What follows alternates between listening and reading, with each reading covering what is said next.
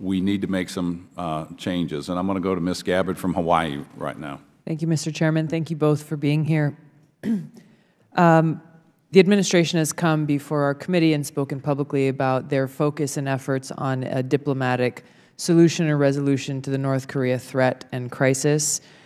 With China mobilizing its military along the North Korea border, stepping up its surveillance, it does not appear that serious diplomatic efforts are either working or continue to be underway beyond saying, well, we think Russia and China need to comply with sanctions. So I wonder if you can talk about how this budget actually supports a serious diplomatic strategy in resolving the threat from North Korea, and if so, what is it?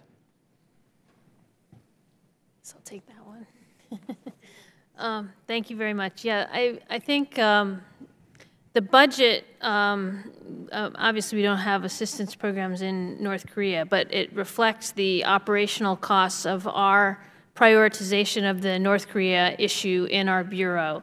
And I think what our strategy is looking like at the moment, we've made this the highest foreign policy priority of the administration. I think that is a change from previous practice. We have opened up a global pressure campaign in which we are asking other countries to step up to the plate and do more on pressuring North Korea. What happens when you try to squeeze off North Korea's proliferation networks and economic and financial networks is they go elsewhere. They go to Africa, they go to Southeast Asia, they go maybe to Latin America, and we're trying to have a global network and a global consciousness raising surrounding upping the pressure of both sanctions but also diplomatic isolation vis-a-vis the North Korean regime, trying to build up a pressure campaign so that they can change the calculation that they've made surrounding the cost-benefit analysis of their weapons programs and their missile programs. And so what happens? What happens next beyond that? What happens next after you cook up the pressure? So we have just started building the global pressure campaign, and basically in April we've been talking, of course, to the Chinese and the Russians and other major players. The third change from previous practice is that we have really put the onus on China to do a lot more than they've ever done before. They? And they are doing more than they've ever done before. It seems like they're preparing for something other than a diplomatic solution at this point. I would not necessarily go quite that far. I think they are very much focused on a peaceful resolution.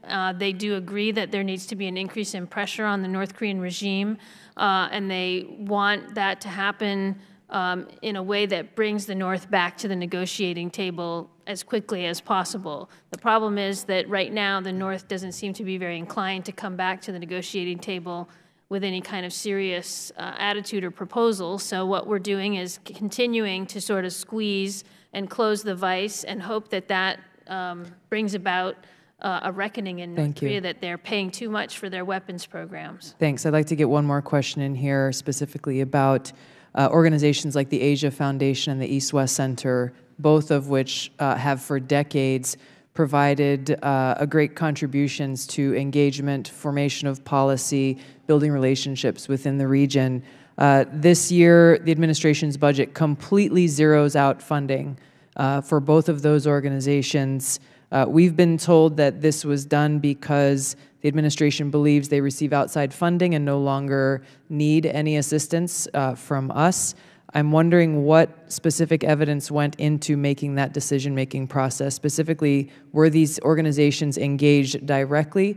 Did you hear directly from them? Because I can tell you, I have met with them year after year after year, and while they are making progress on leveraging the funding that they are getting, they are not able to continue to function if this administration continues to eliminate and zero their funding completely.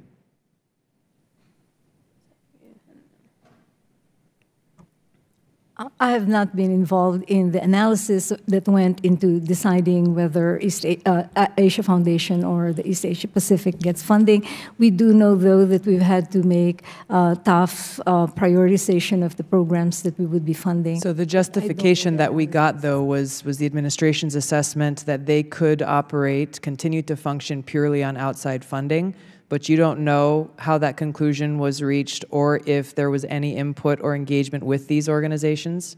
I was personally not involved in the discussions on funding for Asia Foundation. So this is, I mean, you guys are the people to talk to in the State Department about the Asia Pacific, where these organizations are focused. So if it wasn't you, then, and your input was not sought in this direction, then whose was?